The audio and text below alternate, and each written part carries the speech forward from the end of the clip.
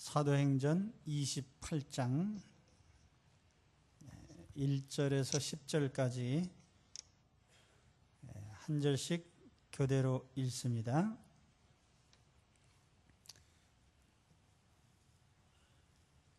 우리가 구조된 후에 안즉 그 섬은 멜리데라 하더라.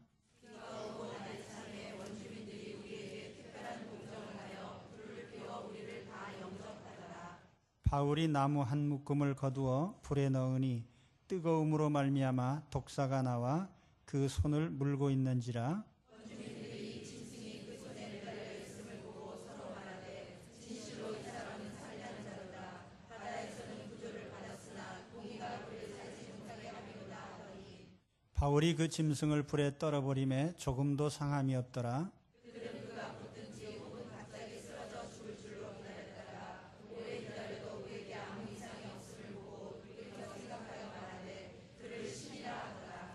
이 섬에서 가장 높은 사람 보블리오라 하는 이가 그 근처에 토지가 있는지라.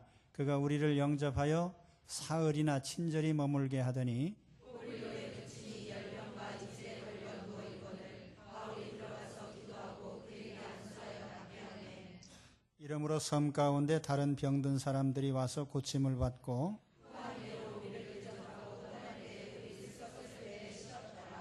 아멘. 멜리데에서 바울의 사역에 대한 부분입니다. 먼저 1절, 2절에 멜리데 사람들이 바울 일행을 친절하게 영접한 장면부터 살펴보겠습니다. 1절에 보면은 우리가 구조된 후에 안즉 그 섬은 멜리데라 하더라. 이들이 상륙한 곳은 멜리데라고 하는 곳입니다. 헬라어를 발음 그대로 옮긴 것인데 멜리테, 오늘날의 이름은 말타입니다. 지도를 잠깐 보고 설명을 드리겠습니다.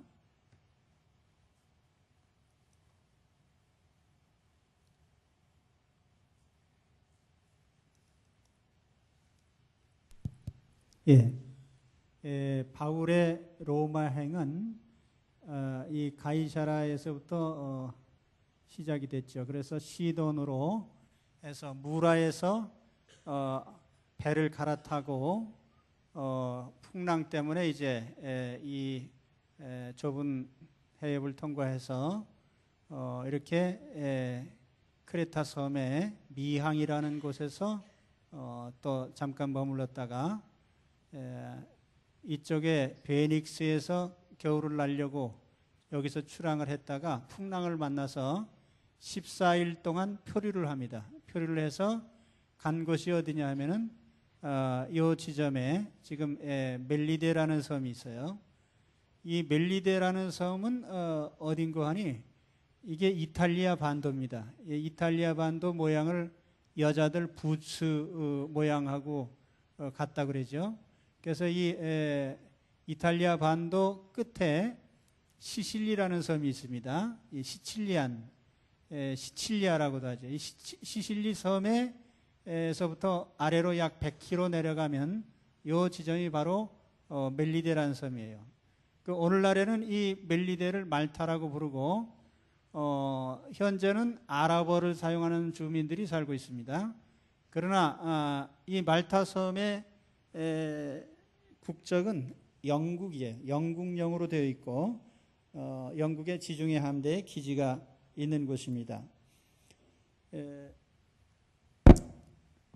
이 멜리데라는 섬의 이름에 대해서는 몇 가지 설이 있는데 헬라어로는 멜리데라는 말의 뜻이 꿀이라는 뜻이에요. 그래서 꿀이 많이 생산되기 때문에 붙여졌다고도 생각을 합니다. 그러나 바울 당시에 저 섬에는 주로 페니키아 사람들이 살고 있었어요.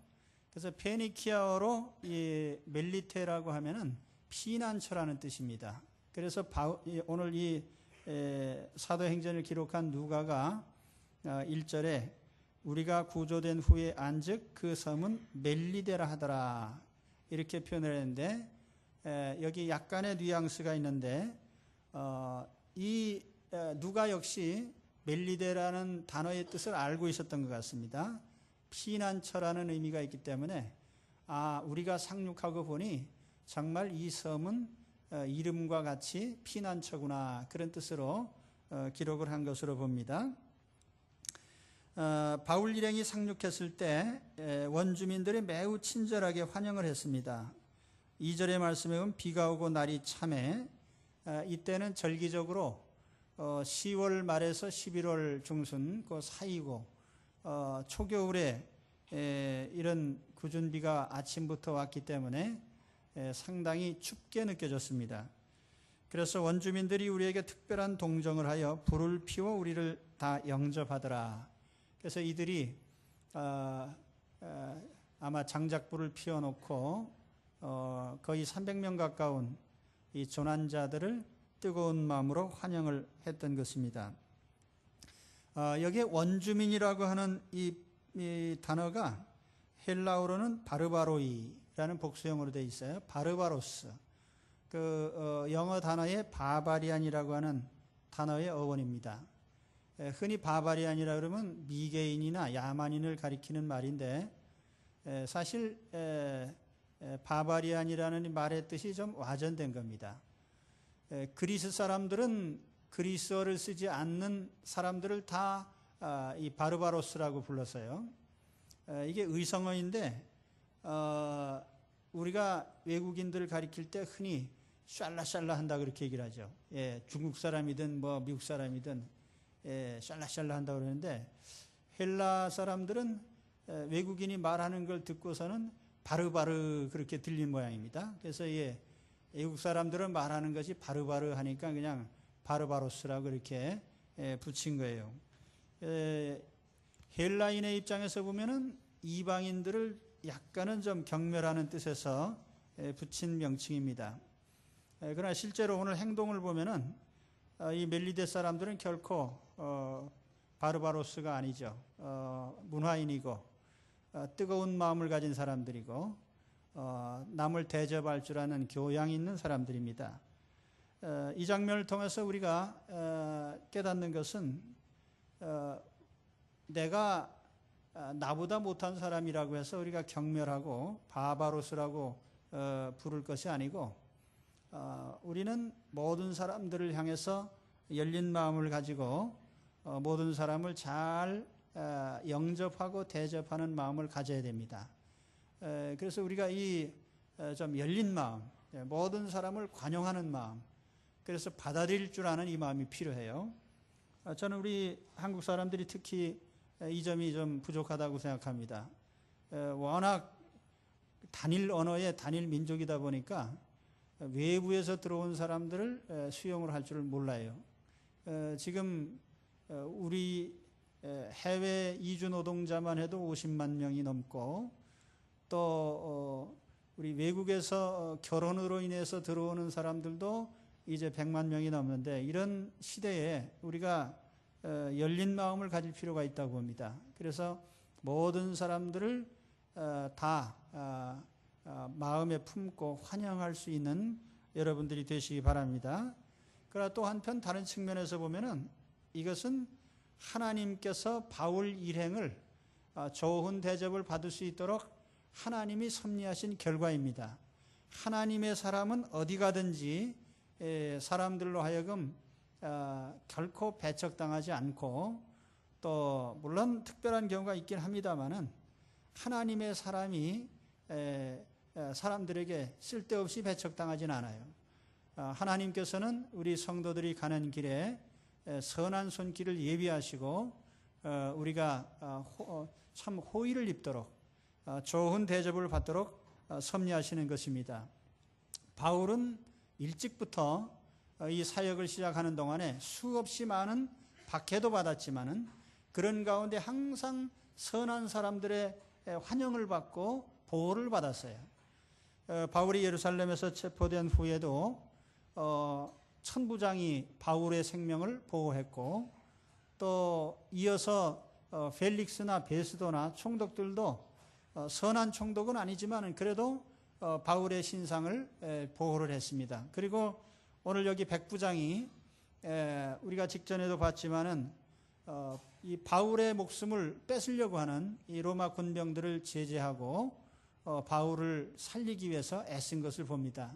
그래서 하나님의 사람이 가는 곳에 하나님께서 선한 손길을 예비하시고 그들을 보호하시는 특별한 섭리를 우리가 보게 됩니다.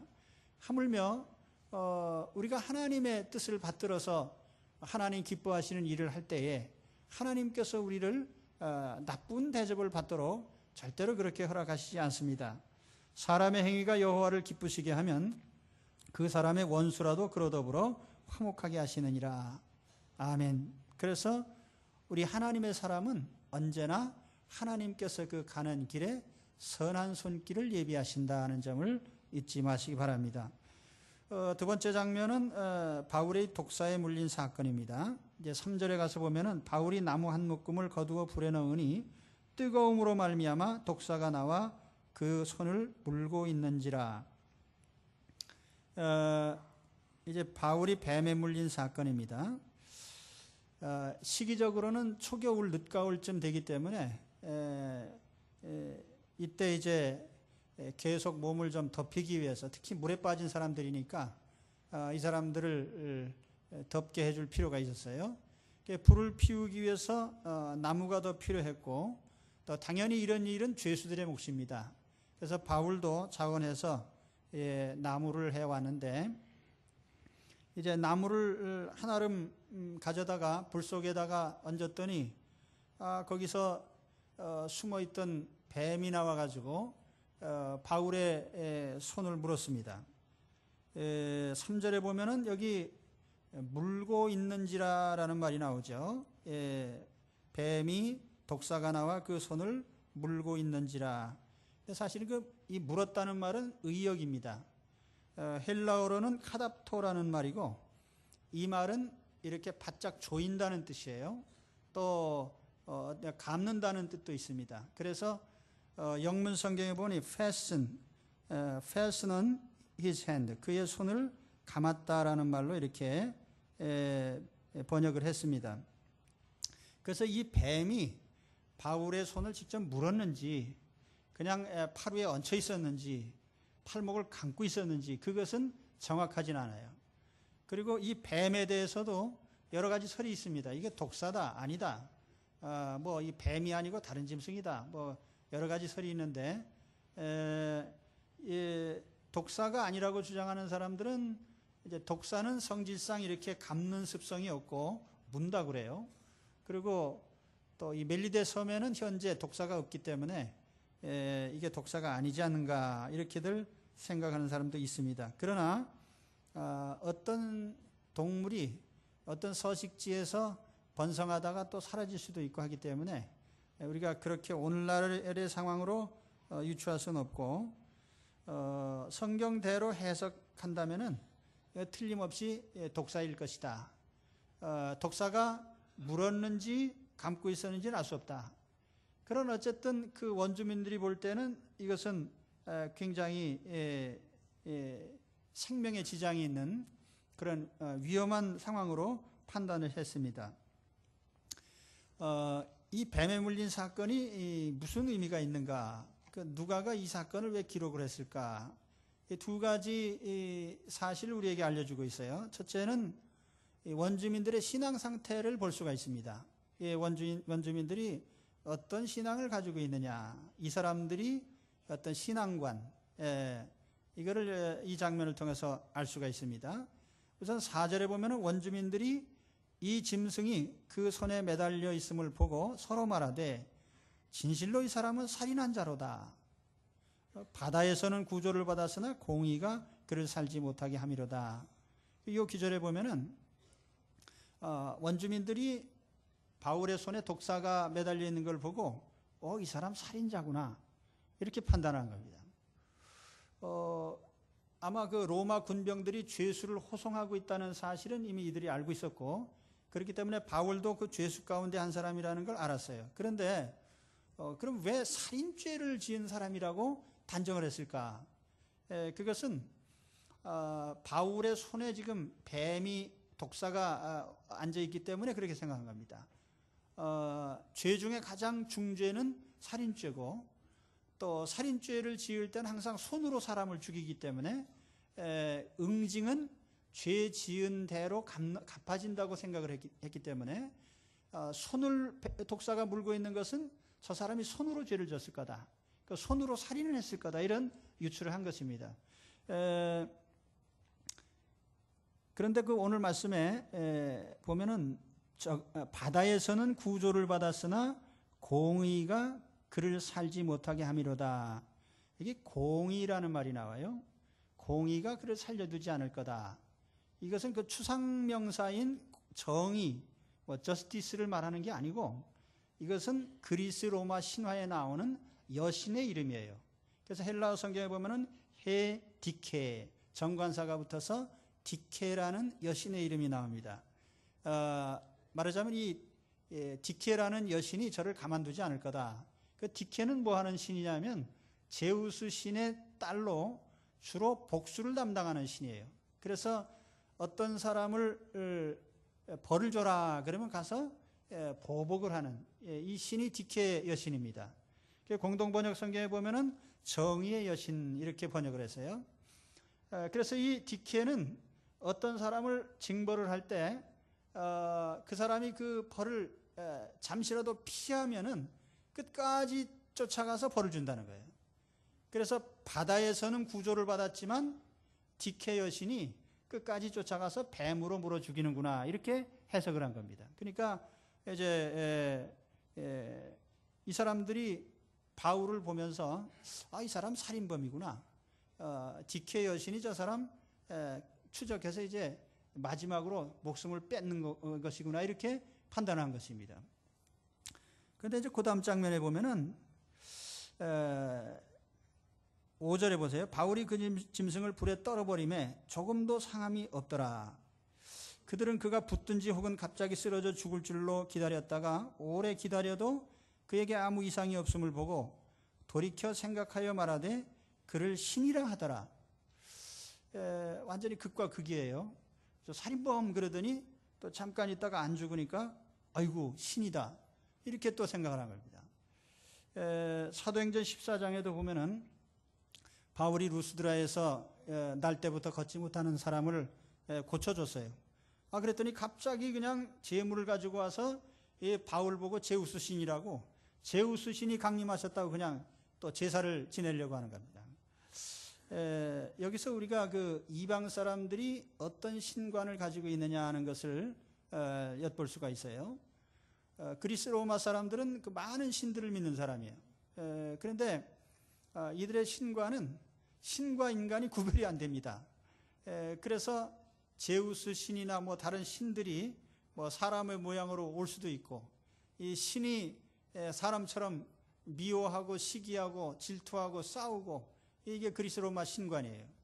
그래서 오늘 말씀에도 보니까 나타난 현상만 보고 판단을 하는 겁니다. 뱀에 물렸을 때는 살인범이고, 또 안 죽으니까 갑자기 또 신이 되고, 이제 이방인들은 이런 식으로 믿는다는 얘기예요.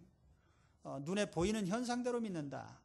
이게 이제 이방 신을 섬기는 사람들, 또 우상 숭배나 미신을 섬기는 사람들의 신앙적인 자세입니다. 우리는 어떻게 믿습니까? 우리는 유일한 텍스트가 성경이죠. 성경에 기록된 하나님을 우리는 믿습니다. 그리고 어떤 경우에도 성경에 없는 하나님을 말하지는 않아요. 성경에 말씀하지 않은 부분은 우리가 믿지는 않습니다. 성경이 하나님께서 알려주신 만큼 믿고, 또 거기에 대한 확실한 변함없는, 어떤 상황에서도 이렇게 저렇게 변하지 않는, 우리는 오직 성경의 하나님을 믿습니다. 그러니까 여러분, 보이는 대로 믿지 마시고요, 성경대로 믿으시기를 바랍니다. 그것이 우리의 신앙이죠.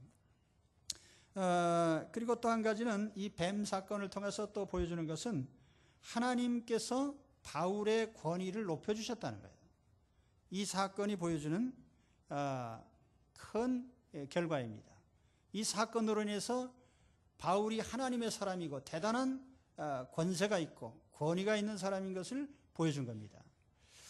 10절의 말씀에 보면은 그 마지막 절에 이런 말씀이 있어요. 후한 예로 우리를 대접했다.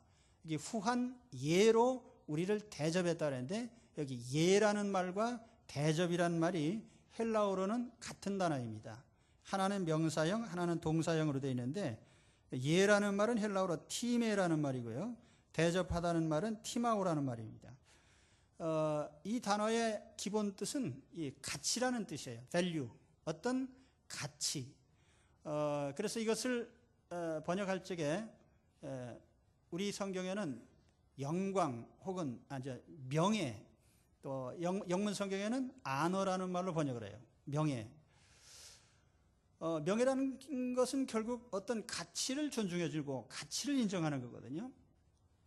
그래서 여기 예로 대접을 했다라고 하는 것은 바울의 존재 가치, 바울의 가치를 이 사람들이 인정을 해서 그 가치에 걸맞게 대접을 했다는 얘기예요.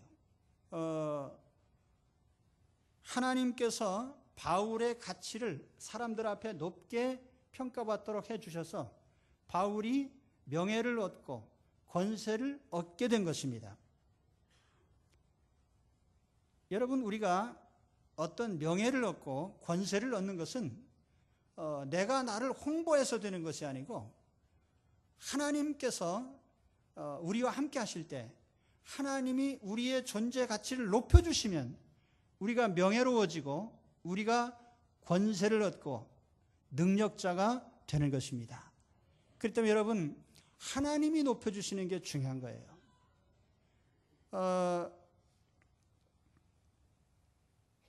마가복음 16장 17절에 믿는 자들에게는 이런 표적이 따르리니 곧 저희가 내 이름으로 귀신을 쫓아내며 새 방언을 말하며 뱀을 집으며 무슨 독을 마실지라도 해를 받지 아니하며 병든 사람에게 손을 얹은즉 나으리라. 믿는 자에게 하나님께서 이런 표적들을 주셔서 우리 믿는 사람들이 어떤 영권을 가지고 있고 어떤 권세를 가지고 있고 능력을 가지고 있음을 우리를 통해서 하나님 나타내시는 겁니다. 그래서 하나님이 우리에게 그런 능력을 주시는 거예요. 우리 믿는 사람들에게 주신 능력입니다. 그러므로 오늘 우리는 주님의 사람으로 하나님께서 기뻐하시는 일에 헌신하고 하나님의 도구로 쓰임받게 될 때에 자동적으로 우리는 명예로워지고 권세를 얻게 됩니다. 내가 나를 높여서 내가 나를 잘난 척 해가지고 그래서 높아지는 게 아니에요. 요즘에 무슨 TV에 보면은 무슨 말인지 난 모르겠는데 뭐 화성인 뭐 이런 게 있더라고요. 화성인. 그게 무슨 뜻입니까? 외계인이란 뜻입니까?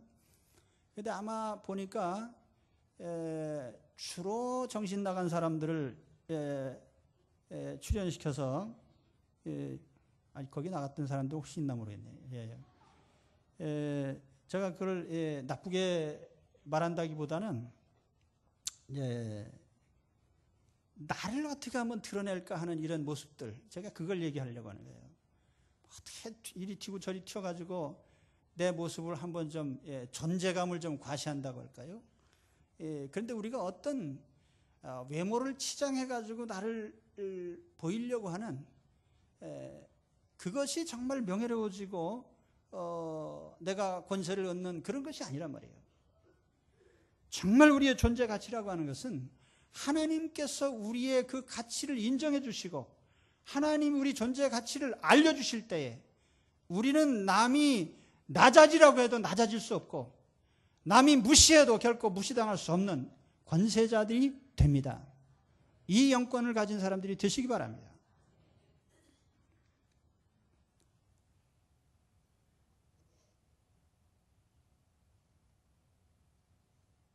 우리 그리스도인들은 다 영권을 가진 사람들이에요. 그렇기 때문에 주님의 복음의 말씀을 믿고 말씀에 순종해서 하나님의 표적을 나타내는 사람들이 될 때에 우리는 저절로 다 명예로워지고 높아집니다. 또 그것이 우리 그리스도인들의 삶이에요. 여러분 가운데 남이 나를 알아주지 않아서 섭섭한 사람도 있어요? 남이 알아주지 않기 때문에 섭섭하지 말고요. 주님의 사람들로 사시기 바랍니다. 그러면 주님이 우리의 삶을 인정해 주시고 그 가치를 높여 주시는 거예요. 존재 가치를 세상 사람들에게 알려주시는 겁니다. 오늘 우리의 삶의 가치가 뭐예요? 우리가 하나님 자녀라고 하는 것, 하나님이 나와 함께 하신다고 하는 것, 내가 하나님의 자녀라고 하는 것, 이거보다 더 가치 있는 것이 없어요. 그렇기 때문에 하나님이 우리에게 주신 그 모든 것이 가치 있는 것들입니다.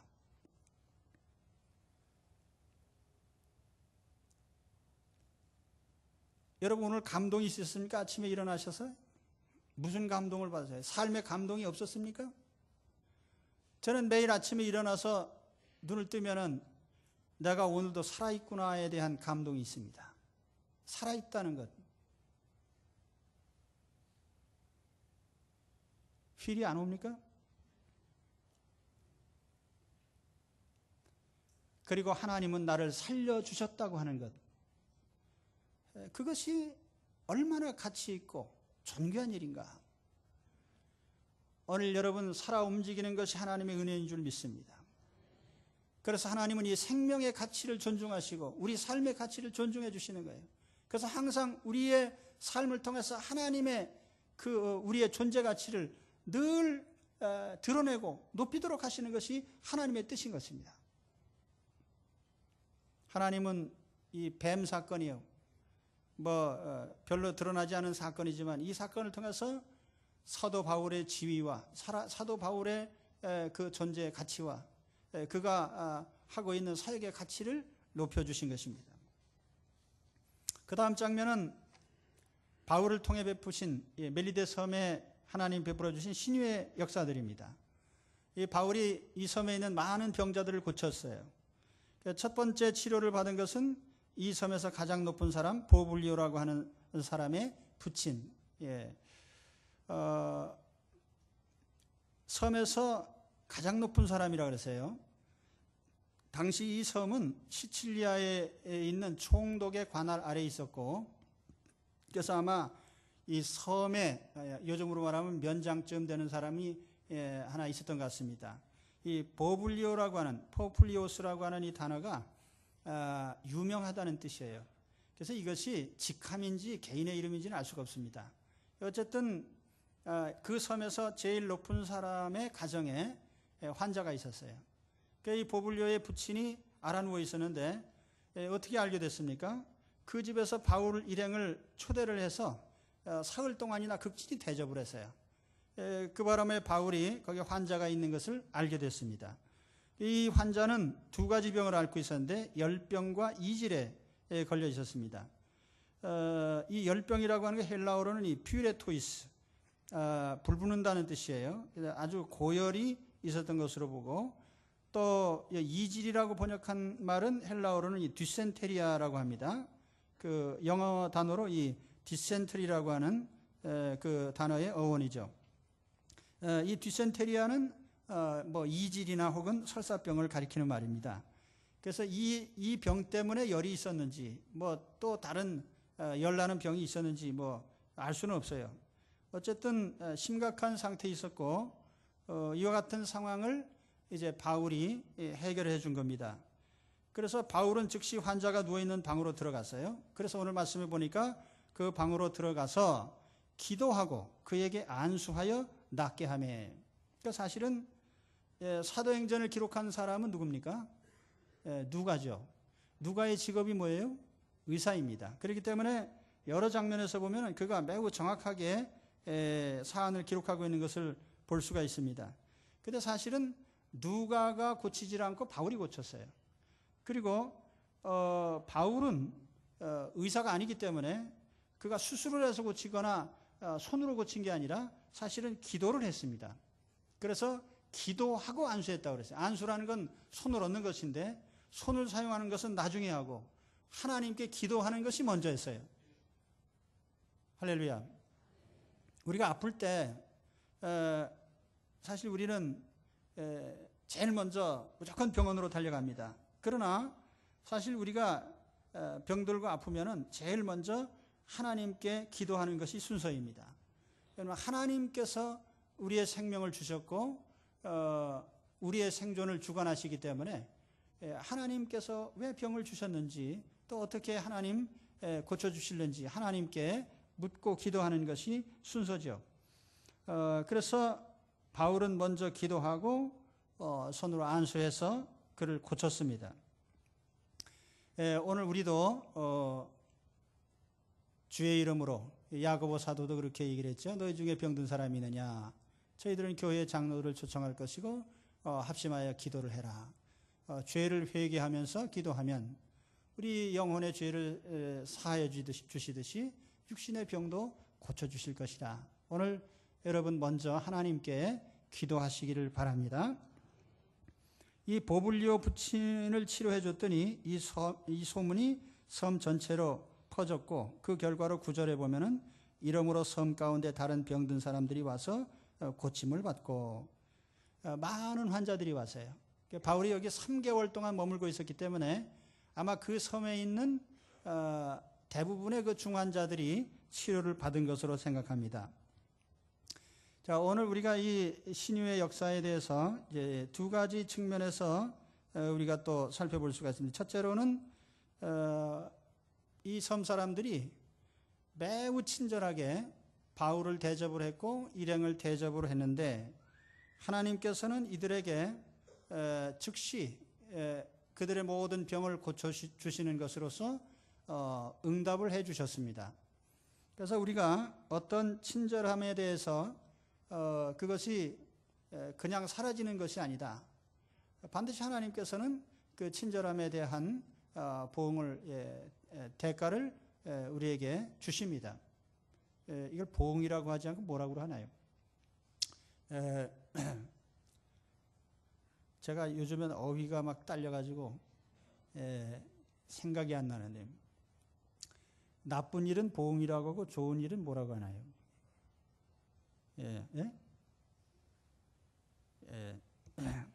만나도 할 수 없죠. 국어 능력 시험들.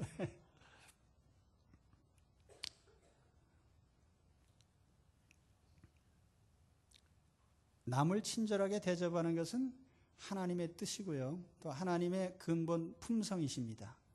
그래서 그러므로 무엇이든지 남에게 대접을 받고자 하는 대로 너희도 남을 대접하라. 이것이 율법이요 선지자니라. 그리고 하나님께서 그 대접하는 사람에게 그냥 놔두지 않으시고 반드시 그에게 갚아주셔요. 그래서 보블리오의 부친을 치료해 주셨고, 그 섬에 있는 많은 중환자들을 치료해 주셨습니다. 병만 고쳐주셨겠어요? 아니죠. 바울이 어디 가나 병만 고치고 끝난 적은 거의 없습니다. 반드시 복음을 전했죠. 그러니까 이 사람들에게 병을 고쳐주시고 또 복음을 전해서 아마 영혼 구원도 해주셨을 겁니다. 얼마나 큰 축복을 받은 거예요. 우리가 다른 사람을 선대할 때에 하나님께서 이와 같은 은총을 우리에게 주시는 것입니다. 오늘 하나님께서 우리에게 어떤 삶의 여건을 주시든지 모든 사람을 향해서 열린 마음을 가지고 선한 마음으로 대접하시기 바랍니다. 그럴 때 하나님께서 우리에게 좋은 것으로 갚아주시는 거예요. 그리고 또 한 가지는 바울 일행이 필요한 물자를 다 공급을 받은 겁니다. 10절에 보면 후한 예로 우리를 대접하고 떠날 때에 우리 쓸 것을 배에 실었더라. 이제 다음 행선지에 대해서 이제 다음 주에 또 말씀드릴 텐데요. 이 멜리데에서 떠나서 이제 시실리를 거쳐서 우위로 쭉 로마를 향해서 또 배를 타고 계속 올라갑니다. 그래서 한 항구에서 다음 항구로 갈 때까지 물자가 계속 필요한 거예요. 거기서 먹는 것이나 또 의복이나 여러 가지 물자들이 필요한데 후히 쓸 수 있도록 공급을 받았어요. 어떤 분들은 그렇게 얘기를 합니다. 멜리데 사람들이 많은 환자들이 치료를 받았기 때문에 치료비조로 바울에게 다 갚아줬다. 그래서 이 부분을 꼭 그렇게 해석할 필요는 없다고 봐요. 사실 이 멜리데 사람들이 물에 빠진 사람들을 대접한 것은 불쌍해서 대접한 거지 무슨 대접을 받으려고 되돌려 받으려고 대접한 건 아니에요. 또 하나님께서 이 멜리데 사람들의 병을 고쳐주신 것도 굳이 그들의 어떤 나중에 뭘 물자를 받으려고 무슨 치료비를 받으려고 고쳐주신 거 아니잖아요. 그냥 불쌍하니까 환자들을 다 고쳐주신 것이고, 이와 같은 선한 대접에 대해서 하나님께서 순수하게 그들을 축복하셨고, 또 거기에 대해서 감사하는 마음으로 또 바울 일행에 쓸 것을 공급해 준 것입니다. 이것은 성경의 원리입니다. 마태복음 10장 7절에 보면은 이런 말씀이 있어요. 가면서 전파하여 말하되 천국이 가까웠다 하고 병든 자를 고치며 죽은 자를 살리며 문둥이를 깨끗게 하며 귀신을 쫓아내되 너희가 거저 받았으니 거저 주어라. 너희 전대에 금이나 은이나 동이나 가지지 말고 여행을 위하여 주머니나 두벌 옷이나 신이나 지팡이를 가지지 마라. 이는 일꾼이 저먹을 것 받는 것이 마땅함이니라. 여기 이제 두 가지 원리가 나오잖아요. 하나는 우리가 병을 고쳐주든지 복음을 전하든지 공짜로 주라는 거예요. 다 하나님의 은혜로 그냥 거저 줘라. 예. 그리고 또 한 가지는 사도들은 그럼 거저 주면 그 자기 생활은 어떻게 해요? 근데 그건 하나님께서 공급해 주신다는 거예요. 그 전대에 은이나 금이나 동이나 가지지 말고 여행을 위하여 주머니나 두벌옷이나 신이나 지팡이를 가지지 마라. 그럼 일꾼이 저 먹는 것을 받는 것은 마땅하다. 그 누가 주시느냐? 하나님이 공급해 주시는 거예요. 그래서 오늘 말씀에도 보면은 바울 일행이 배에서 가지고 있던 거 다 버렸잖아요. 물속에다가 모든 가진 거 다 버리고 마지막 곡식도 다 버리고, 그런데 하나님께서 오늘 멜리데 섬에서 또 하나님의 은혜로 병자들을 고치시고 또 후한 대접을 받아서 또 많은 의식주를 또 다시 공급을 받아서 다음에 행선지를 향해서 또 든든한 모습으로 나가게 됩니다. 우리 그리스도인들은 이와 같이 언제나 하나님의 이 선한 일에 참여할 때에 하나님께서 우리의 모든 쓸 것을 공급하시고 우리의 인생길이 나아가는 이 항해라고 하는 것이 아니라 인생길에 대한 비유인데, 우리가 인생이 어느 목적지에서 다음 목적지까지 갈 수 있도록 하나님께서 풍족한 물자를 공급해 주십니다. 그래서 오늘 우리는 무엇을 먹을까 마실까 이런 염려를 하기 전에 하나님께서 거저 주신 은혜, 우리에게 주신 구원의 복음을 전파하고 하나님께서 하라고 한 선한 일을 하고 또 봉사에 힘쓰고 그렇게 해서 하나님의 사역을 감당하게 될 때에 하나님은 우리의 모든 의식주, 우리의 필요한 것을 다 책임지시고 주시되 풍족히 채워주십니다. 오늘 말씀에도 있죠. 하나님께서 풍족하게 우리 쓸 것을 배에 실었더라. 오늘 우리가 인생길 가는 동안에 필요한 모든 것을 하나님께서 넉넉하게 공급해 주십니다. 이 말씀을 통해서 은혜를 받으시기 바랍니다. 기도하겠습니다.